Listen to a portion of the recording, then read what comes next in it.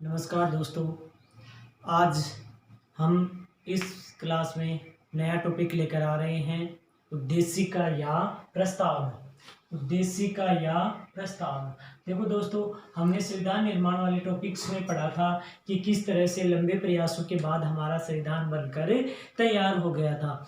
लेकिन यहाँ पर आज से शुरू कर रहे हैं, अलग अलग टॉपिक्स के माध्यम से, अलग अलग वीडियोज़ के माध्यम से हम संविधान के अलग अलग पार्ट्स हैं उनके बारे में विस्तार से जानने का प्रयास करेंगे।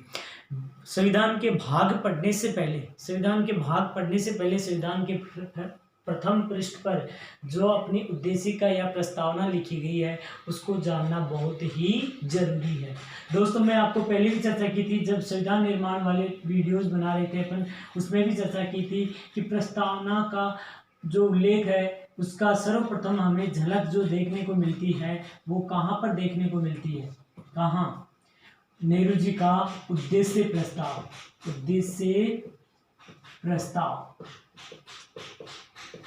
नेहरू जी का उद्देश्य प्रस्ताव कब संविधान सभा में पेश किया गया था? आंसर दीजिए। 13 दिसंबर 1946। पारित कब हुआ था? 22 जनवरी 1947। तो 22 जनवरी 1947 को पारित हुआ उद्देश्य प्रस्ताव आज हमें उद्देशिका या प्रस्तावना के रूप में देखने को मिलता है। ठीक है। इसके अलावा ये महत्वपूर्ण स्रोत जो प्रस्तावना की भाषा है हमने किस देश के संविधान से ली थी? ऑस्ट्रेलिया के संविधान से। ऑस्ट्रेलिया के संविधान से प्रस्तावना की भाषा हमने कहां से ली थी? ऑस्ट्रेलिया के संविधान से। तो दोस्तों, ये था अपना इसके बारे में प्रारंभिक परिचय। अब अपन बात करते हैं दोस्तों, इससे संबंधित इंपॉर्टेंट क्वेश्चन किस तरह से एग्जाम में आते हैं। जैसे सीधा क्वेश्चन आता है, प्रस्तावना में भारत शब्द का कितनी बार उल्लेख किया गया है? प्रस्तावना में अब तक कितनी बार बदलाव लाया गया है? प्रस्तावना को संविधान का दर्शन किसने कहा है? तो ये सब बातें हमारे लिए जानना बहुत ही जरूरी है, क्योंकि प्रस्तावना से संबंधित जो क्वेश्चन आते हैं उनको सोल्व करेंगे। तो देखो, शब्दावली है वो क्या है? हम भारत के लोग। भारत को संपूर्ण प्रभुत्व संपन्न बनाने के लिए आज दिनांक 26 नवंबर 1949 मार्गशीर्ष शुक्ल सप्तमी विक्रमी संवत 2006 को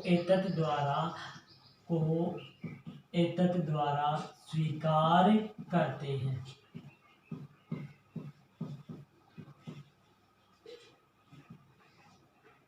तो इस शब्दावली से आपने क्या सीखा? एक चीज इंपॉर्टेंट क्वेश्चन आ गई, हम भारत के लोग, यानी कि संविधान का दर्शन है वो किसमें निहित है? जनता में निहित है।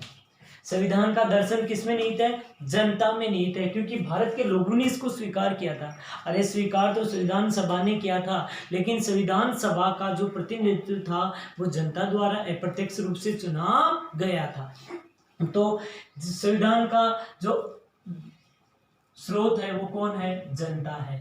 ठीक है। इसके साथ साथ अपन बात करते हैं प्रस्तावना की। तो प्रस्तावना में कुछ एक बातों की उल्लेख किया गया है। स्वतंत्रता, समानता, न्याय।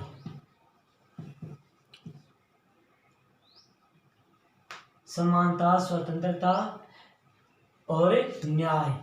देखो, स्वतंत्रता कितने प्रकार की स्वीकार की है? 5 प्रकार की स्वतंत्रता, 2 प्रकार की समानता और 3 प्रकार की न्याय।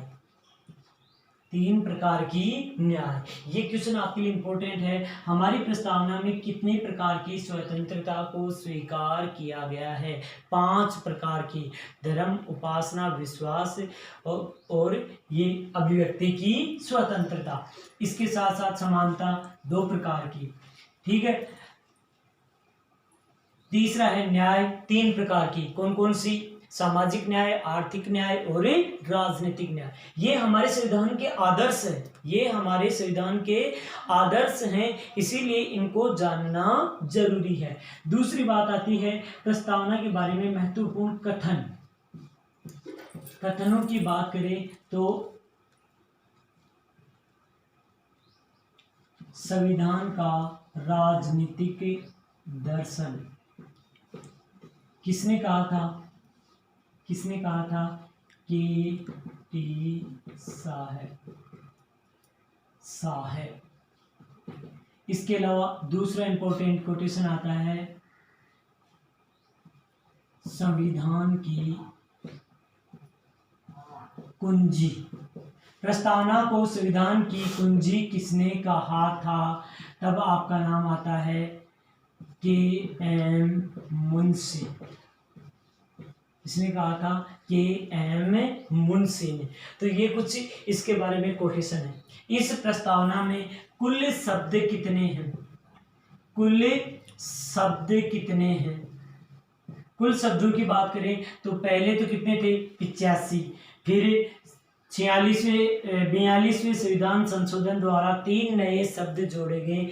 उन 3 नए शब्दों के ऊपर भी चर्चा करेंगे, कौन कौन से जोड़े गए थे, क्योंकि एग्जाम में इंपॉर्टेंट क्वेश्चन आता है कि 42वें संविधान संशोधन द्वारा प्रस्तावना में कौन सा शब्द नहीं जोड़ा गया था। तो अब मिलाकर के कुल कितने शब्द हो गए? 88। पहले कितने थे? 85। संशोधन कब किया गया?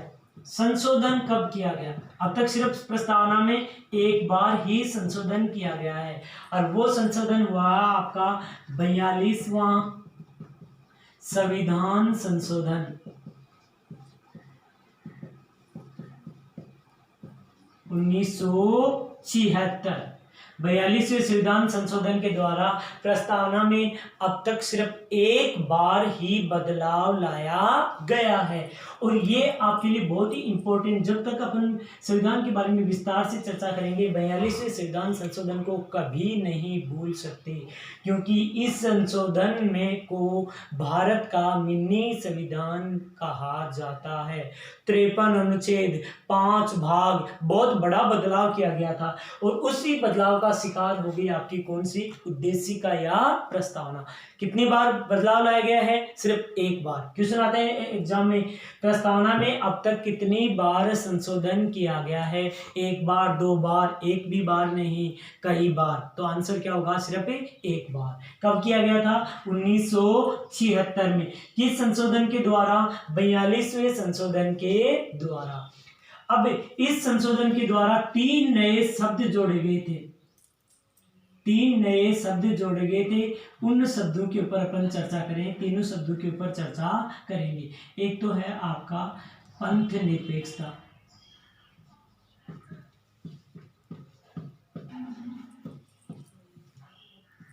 अखंडता और समाजवाद। इन तीनों शब्दों को बहुत ही अच्छे तरीके से याद रखना, पंथ निरपेक्षता, अखंडता और समाजवाद। दोस्तों, हम समाजवाद की बात करते हैं तो हमने मार्क्सवाद पर आधारित समाजवाद नहीं अपनाया था। मार्क्सवाद और गांधीवाद पर आधारित जो समाजवाद था उसके बीच का रास्ता निकालते हैं, जिसको हम लोकतांत्रिक समाजवाद बोलते हैं। समाजवाद का मतलब जानते हो ना दोस्तों? जहां पर उत्पादन के साधनों पर सरकार का स्वामित्व होता है, सरकार का स्वामित्व या राज्य का स्वामित्व होता है, उसको कैसा बोलते हैं? समाजवादी अर्थव्यवस्था। तो यहाँ पर भारत में ऐसा है क्या? नहीं, ऐसा नहीं है। यहाँ पर जो महत्वपूर्ण स्रोत हैं इनकम के, उनके ऊपर सरकार का नियंत्रण है और निजी क्षेत्र में भी नियंत्रण होता है। तो निजी और समाजवादी दोनों प्रक्रियाओं को अपनाया गया है, इसीलिए इसको अलग प्रकार का समाजवाद बोलते हैं। अखंडता का मतलब होता है कि एक अखंड राष्ट्र का निर्माण, और ये अखंड राष्ट्र का निर्माण भी हो चुका है दोस्तों। कौन सा? धारा 370 हटते जो जम्मू कश्मीर को विशेष राज्य का दर्जा था वो आपका समाप्त हो गया है। वो अपन पार्ट 1 में पढ़ेंगे उसको डिटेल से। फिर बात करते हैं अपन पंथ निरपेक्षता से क्या अभिप्राय है। दोस्तों, ये पंथ निरपेक्षता आपके लिए बहुत ही कंफ्यूजन वाला शब्द है, क्योंकि जो अपने टीचर्स एग्जाम की तैयारी करते हैं उसमें तो इसकी बाल की खाल निकालते हैं। कैसे? कि पंथ निरपेक्षता शब्द है वो वैश्विक स्तर पर धर्मनिरपेक्षता से लिया गया। धर्मनिरपेक्षता का मतलब किसी भी प्रकार के धर्म में विश्वास न करना, धर्म के मामले में निरपेक्ष भाव रखना। तो यहाँ पर निरपेक्षता का मतलब बिल्कुल उससे नाता तोड़ना नहीं है। जैसे अपन बात करें भारत की बात करें, तो भारत में पंथ निरपेक्षता या धर्म निरपेक्षता का प्रारूप ऐसा अपनाया गया है कि राज्य का अपना कोई धर्म नहीं है। ये बात तो बिल्कुल सही है, कोई धर्म नहीं है। जैसे अपन और देशों की बात करें, पाकिस्तान का राष्ट्रीय धर्म इस्लाम है, बांग्लादेश का इस्लाम है, श्रीलंका का बौद्ध है, तो ये राष्ट्रीय धर्म है, अन्य देशों के हैं, लेकिन अपने यहाँ पर है क्या? ऐसा नहीं है। लेकिन क्या धर्म के मामले में राज्य पूरी तरह निरपेक्ष है? नहीं। यहाँ पर किसी भी प्रकार की धर्मावलंबियों को, जो अल्पसंख्यक होते हैं, उनको यदि कोई दिक्कत आती है तो उसका समाधान भी कौन करता है? राज्य। तो अन्य यूरोपीय देशों की तरह हमने पूर्ण निरपेक्षता के सिद्धांत पर पालन नहीं किया है, बल्कि अल्पसंख्यकों के साथ हो रहे अत्याचारों को दूर करने के लिए कुछ महत्वपूर्ण प्रावधान भी हमने संविधान में स्वीकार किए हैं। तो ये हमारे वाली पंथ निरपेक्षता विश्व में एक अनुकरणीय उदाहरण प्रस्तुत करती है। कोई भी देश के संविधान में अल्पसंख्यकों को जितने अधिकार भारत में मिले हुए हैं उतने दूसरे देशों में नहीं मिले हुए हैं। तो ये तीनों शब्द किस संविधान संशोधन द्वारा जोड़े गए थे? 42वें संविधान संशोधन के द्वारा। दोस्तों, हम प्रस्तावना की चर्चा करते हैं तो हमारे सामने एक और इम्पोर्टेंट क्वेश्चन आता है, जैसे टीचर्स एग्जाम में आते हैं कि प्रस्तावना के लिए कई बार मुद्दे उठे कि क्या प्रस्तावना संविधान का अभिन्न हिस्सा है या नहीं है। कई बार क्वेश्चन आता है, क्या प्रस्तावना वाद योग्य है? क्या प्रस्तावना में बदलाव किया जा सकता है? क्या प्रस्तावना में बदलाव नहीं किया जा सकता है? तो इन सभी का जवाब आपको एक शब्द में मिलेगा। ये आता है 1973 का केशवानंद भारती बनाम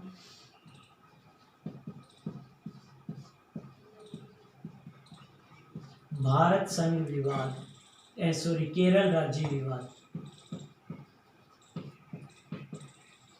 केशवानंद भारती बनाम केरल राज्य विवाद। दोस्तों, 1973 की बात करें, 1973 की बात करें, यानी कि मैं आपको शॉर्ट में बताऊं, 1970 तक हमारे संविधान में मात्र 24 संशोधन हुए थे।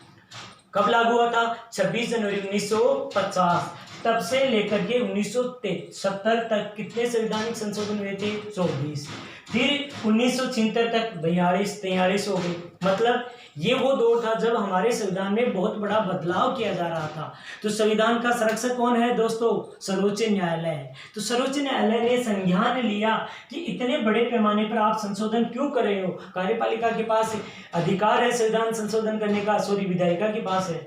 तो विधायिका के पास संविधान संशोधन का जो अधिकार है उसका नाजायज फायदा नहीं उठा सके, इसीलिए हमारे सुप्रीम कोर्ट ने संज्ञान लिया और एक विवाद दायर किया, जिसको अपन बोलते हैं केशवानंद भारती बनाम केरल राज्य विवाद।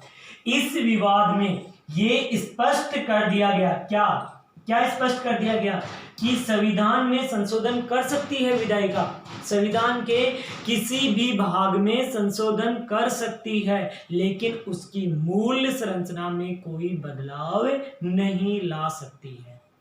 और मूल संरचना तय करने का अधिकार भी किसके पास होगा? सुप्रीम कोर्ट के पास होगा। तो ये विवाद का संबंध भी आपकी इस उद्देशिका से ही है। दोस्तों, उद्देशिका से सिर्फ मोटे शब्द आते हैं। एक तो भारत शब्द का कितने बार उल्लेख किया गया है? 2 बार। हम भारत के लोग भारत को, सिर्फ 2 बार। हम भारत के लोग भारत को, एक हम भारत के लोग से क्या अभिप्राय है? क्योंकि संविधान का दर्शन किसमें निहित है? जनता में। किसमें निहित है? जनता में। उद्देशिका का रक्षक या संरक्षक कौन है? सुप्रीम कोर्ट है। ये भी अपने लिए इंपॉर्टेंट क्वेश्चन है। इसके साथ साथ कितने प्रकार की स्वतंत्रता? 5 प्रकार की। समानता कितने प्रकार की? 2 प्रकार की। न्याय कितने प्रकार की निहित है? 3 प्रकार की। ये तीनों क्वेश्चन एग्जाम में आए हुए हैं, इंपॉर्टेंट है आपके लिए। कुल शब्दावली में शब्द कितने हैं? 88। संशोधन कितनी बार किया गया? 1 बार। तो प्रत्येक क्वेश्चन आपके लिए ये इंपॉर्टेंट टॉपिक है। ओके दोस्तों, इसको आप नोट कर लीजिए। अब बात करते हैं अपन संविधान के महत्वपूर्ण पार्ट्स या भाग 1। सबसे पहले भाग 1 की बात करें तो इसमें आर्टिकल, अनुच्छेद कितने हैं? कितने हैं, अनुच्छेद कितने, देखो दोस्तों अनुच्छेद वाला क्वेश्चन सीधा आता है, मौलिक अधिकार किस किस अनुच्छेद में निहित हैं, तो आप सीधा आंसर देते हैं 12 से 35। नागरिकता वाला अधिनियम तो 5 से 11। आपके संघ और उसका राज्य क्षेत्र भाग 1 अनुच्छेद कितने हैं, 1 से 4 तक, अनुच्छेद 1 से 4 तक भाग 1 निहित है। इस भाग का मतलब है संघ व उसके राज्य क्षेत्र, संघ व उसके राज्य क्षेत्र। अब भारत में कैसी संरचना है, संघीय संरचना है, और उसमें कितने राज्य व केंद्र शासित प्रदेश शामिल हैं, तो आपका आंसर क्या होगा, सब कुछ बातें बिल्कुल सही है, 28 राज्य और 9 केंद्र शासित प्रदेश। कितने राज्य, 28 ही है राज्य, हाँ बिल्कुल, 9 केंद्र शासित प्रदेश। जम्मू कश्मीर और लद्दाख 2 नए केंद्र शासित प्रदेश बना दिए गए हैं, इनके ऊपर इसी पार्ट में अपन चर्चा करेंगे। तो 1 से 4 तक अनुच्छेद। तो देखो दोस्तों एक लाइन लिख रहा हूं मैं, अनुच्छेद 1, अनुच्छेद 1 India is A union of states, India is A union of state. Bharat जो कि इंडिया के नाम से जाना जाता है वह राज्यों का संघ है। इस अनुच्छेद में हिंदी में इंग्लिश में जो भी समझोगे आप, हिंदी में समझेंगे तो ऐसा लिखा गया है, भारत जो कि इंडिया के नाम से जाना जाता है वह क्या है, राज्यों का संघ है। ये शब्द आपके लिए इंपॉर्टेंट है, एग्जाम में क्वेश्चन पूछा हुआ है। भारतीय संघीय संरचना के लिए कौन सा शब्द काम में लिया गया है, यूनियन काम में लिया गया है। देखो दोस्तों जो संघीय संरचना होती है उसके लिए फेडरल शब्द काम में लिया जाता है। कौन सा शब्द काम में लिया जाता है, फेडरल। लेकिन फेडरल शब्द यूएसए के लिए है तो भारत के लिए क्या है, यूनियन शब्द है। फेडरल का मतलब होता है एक मजबूत संघीय संरचना वाला देश, जबकि यूनियन का मतलब होता है कि राज्य और संघ में ज्यादा डिफरेंस नहीं होता है, राज्य केंद्र पर आधारित होती है और केंद्र राज्यों के बलबूते पर चलता। तो ये सब बातें अपन, तो ये क्वेश्चन अपने लिए संघीय संरचना के लिए कौन सा शब्द काम में लिया गया है, यूनियन। कौन सा शब्द काम में लिया गया है, यूनियन। फिर बात करते हैं दोस्तों अपन अनुच्छेद 2, अनुच्छेद 3, किसी भी राज्य का, इसका किसी भी राज्य का नाम परिवर्तन,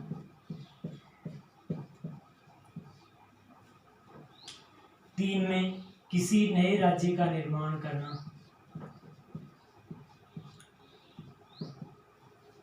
राज्य का निर्माण करना। और अनुच्छेद 4 है दोस्तों, इनको थोड़ा सा शॉर्ट में समझ लीजिए। अनुच्छेद 4 अनुच्छेद 2 व अनुच्छेद 3 की व्याख्या करता है, व्याख्या करता है।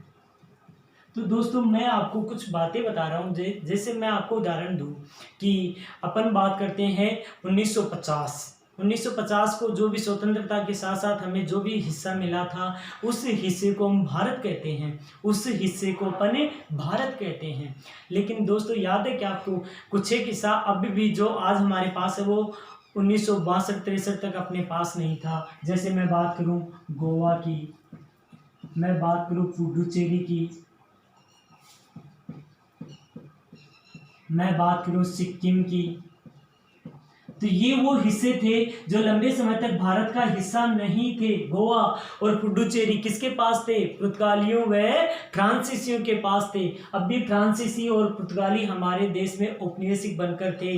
1962 में गोवा को पुर्तगालियों से आज़ाद करवाया गया, 1963 में पुडुचेरी को फ्रांसीसियों से आज़ाद करवाया गया, और सिक्किम 1976 तक 1976 तक भारत का हिस्सा नहीं था। ठीक है, तो उनको भारतीय हिस्से में शामिल किया गया। तो ऐसा कोई नया राज्य क्षेत्र भारत में जुड़ता है तो उसको किस अनुच्छेद के तहत जोड़ा जाता है? Article number 2। किसी नए राज्य क्षेत्र या भूभाग को भारतीय संघ में शामिल करने की प्रक्रिया किस अनुच्छेद में अपनाई जाती है? तो अनुच्छेद नंबर 2।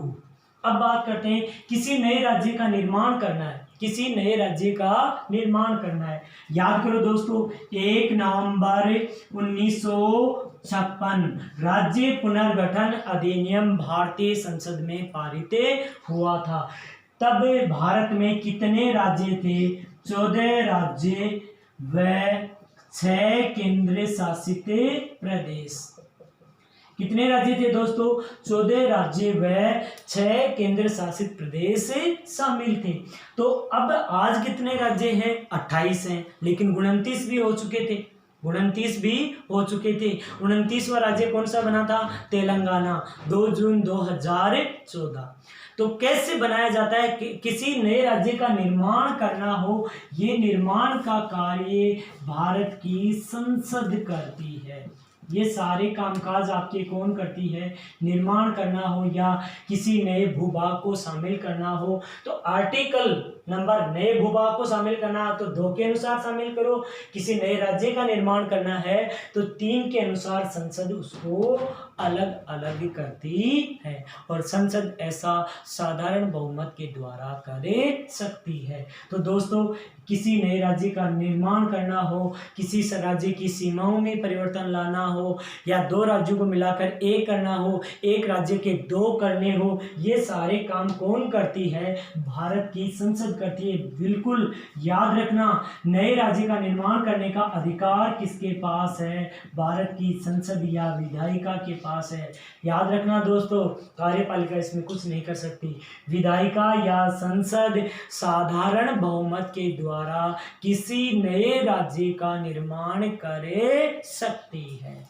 किसी का नाम परिवर्तन, जैसे अभी अपन बात देखते हैं, उड़ीसा, आपका उड़ीसा हो गया, असम असोम हो गया, पांडिचेरी पुडुचेरी हो गया, तो ये सारे काम कौन करती है? भारत की संसद करती है।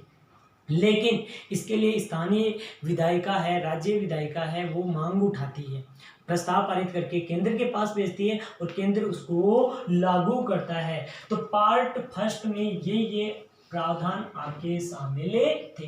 ये वाला क्वेश्चन इंपॉर्टेंट है और ये वाला क्वेश्चन भी आपके लिए बहुत इंपॉर्टेंट है।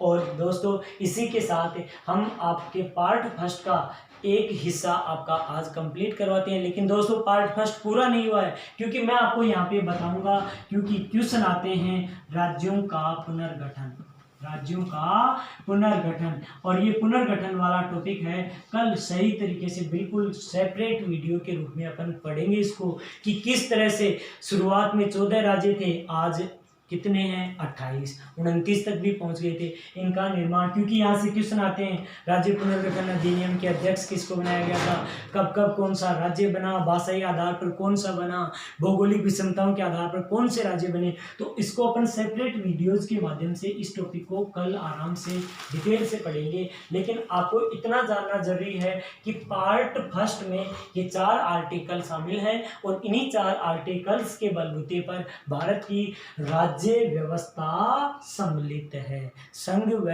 उसके राज्य क्षेत्र। ओके दोस्तों, इसी के साथ आप हमारे वीडियो को ज़्यादा से ज़्यादा लाइक एंड सब्सक्राइब करें।